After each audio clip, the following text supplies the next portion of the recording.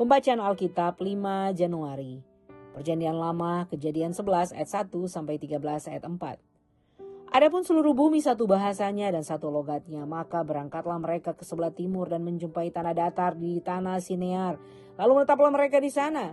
Mereka berkata seorang kepada yang lain, marilah kita membuat batu bata dan membakarnya baik-baik. Lalu bata itulah dipakai mereka sebagai batu dan teer gala-gala sebagai tanah liat.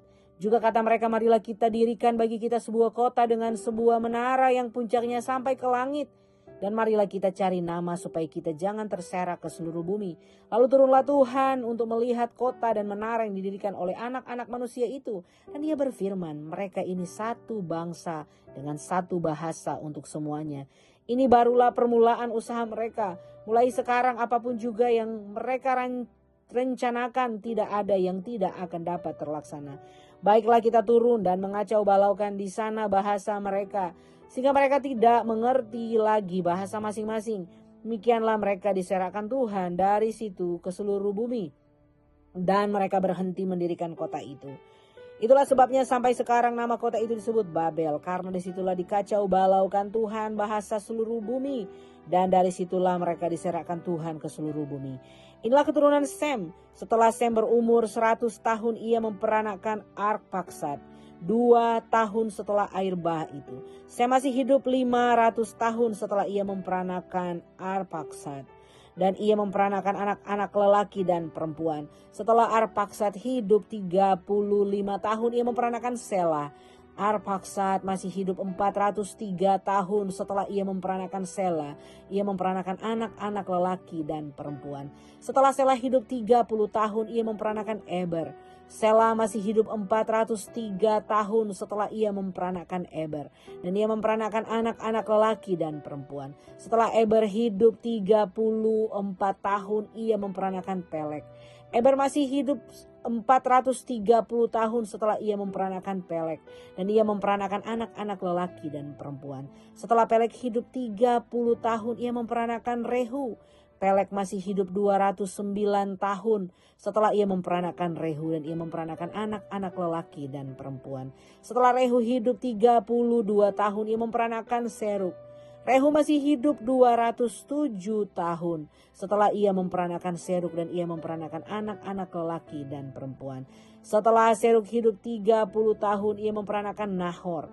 Seruk masih hidup 200 tahun setelah ia memperanakan Nahor. Dan ia memperanakan anak-anak lelaki dan perempuan. Setelah Nahor hidup 29 tahun, ia memperanakan Tera. Nahor masih hidup 119 tahun setelah ia memperanakan Tera. Dan ia memperanakan anak-anak lelaki dan perempuan. Setelah Tera hidup 70 tahun, ia memperanakan Abram, Nahor, dan Haran. Inilah keturunan Tera. Tera memperanakan Abram, Nahor, dan Haran. Dan Haran memperanakan Lot. Ketika Tera ayahnya masih hidup, matilah Haran di negeri kelahirannya di Ur Kasdim. Abram dan Nahor kedua-duanya kawin. Nama istri Abram ialah Sarai. Dan nama istri Nahor ialah Milka. Anak Haran ayah Milka dan Yiska. Sarai itu mandul, tidak mempunyai anak.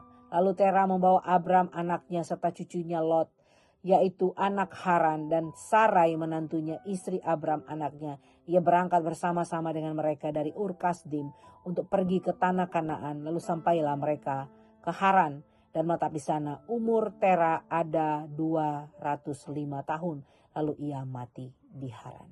Berfirmanlah Tuhan kepada Abram, pergilah dari negerimu dan dari sanak saudaramu dan dari rumah bapamu ke negeri yang akan kutunjukkan kepadamu. Aku akan membuat engkau menjadi bangsa yang besar dan memberkati engkau serta membuat namamu masyhur, dan engkau akan menjadi berkat.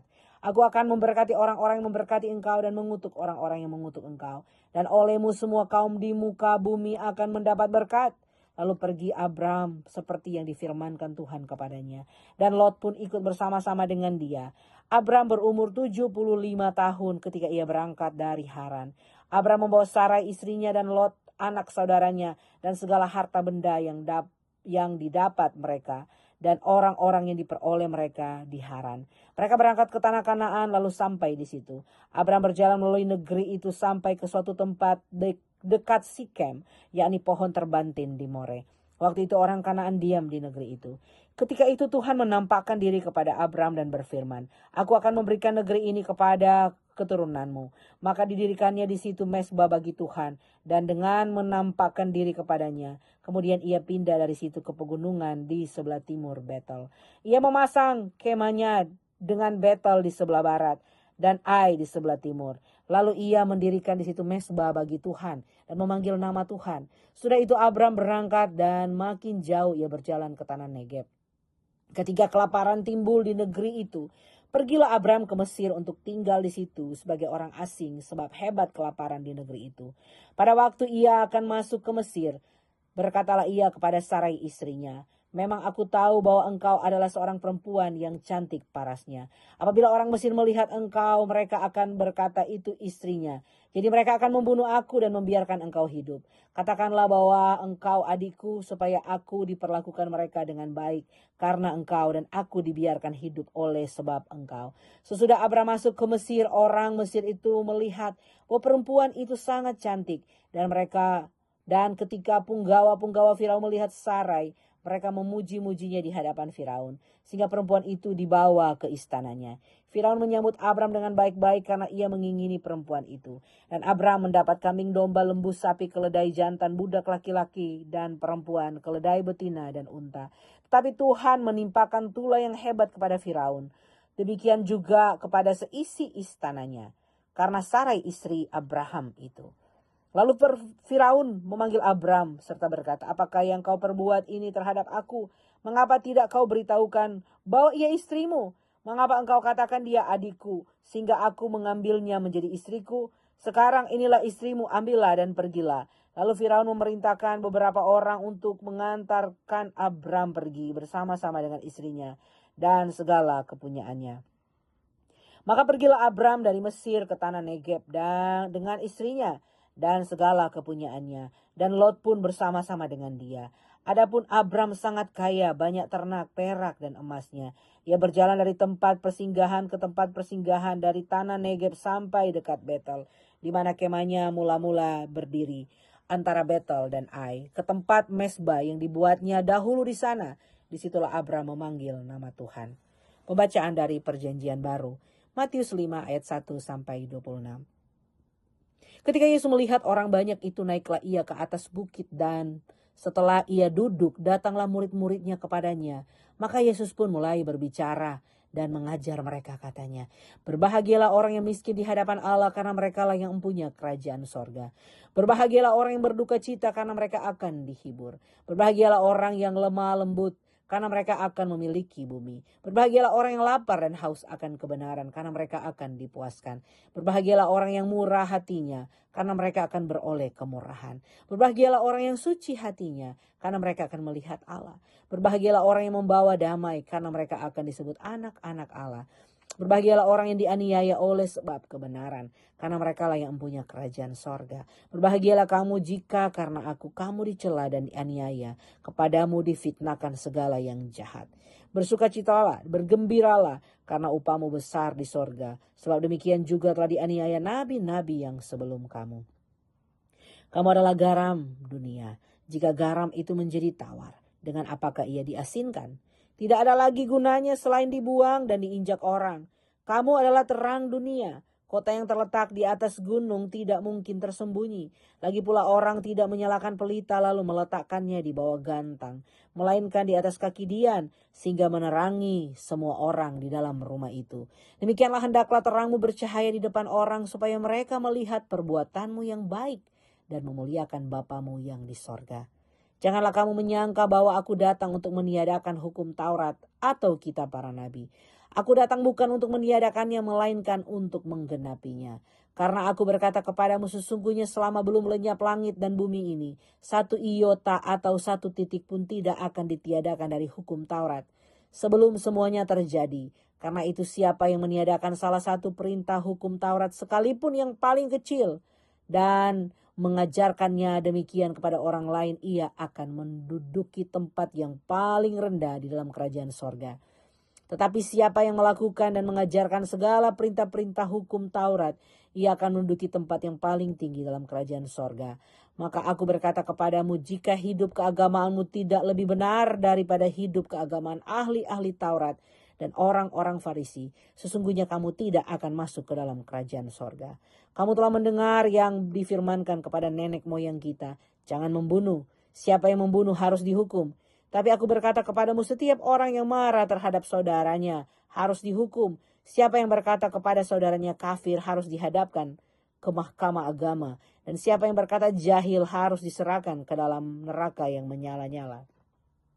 Sebab itu jika engkau mempersembahkan persembahanmu di atas mezbah dan engkau teringat akan sesuatu yang ada dalam hati saudaramu terhadap engkau, tinggalkanlah persembahanmu di depan mezbah itu dan pergilah berdamai dahulu dengan saudaramu, lalu kembali untuk mempersembahkan persembahanmu itu. Segera berdamai dengan lawanmu selama engkau bersama-sama dengan dia di tengah jalan, supaya lawanmu itu jangan menyerahkan engkau kepada hakim dan hakim itu menyerahkan engkau kepada pembantunya dan engkau dilemparkan ke dalam penjara.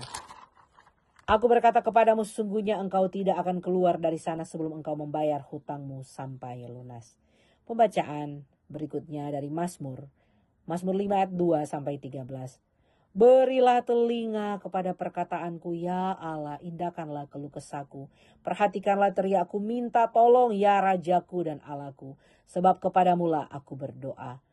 Tuhan, pada waktu pagi engkau mendengar seruanku.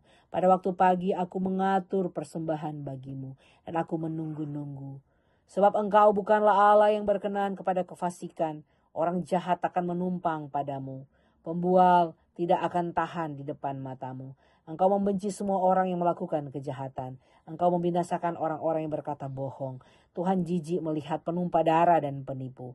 Tapi aku, berkat kasih setiamu yang besar, aku akan masuk ke dalam rumahmu. Sujud menyembah ke arah bait-Mu yang kudus dengan takut akan Engkau. Tuhan, tuntunlah aku dalam keadilan-Mu.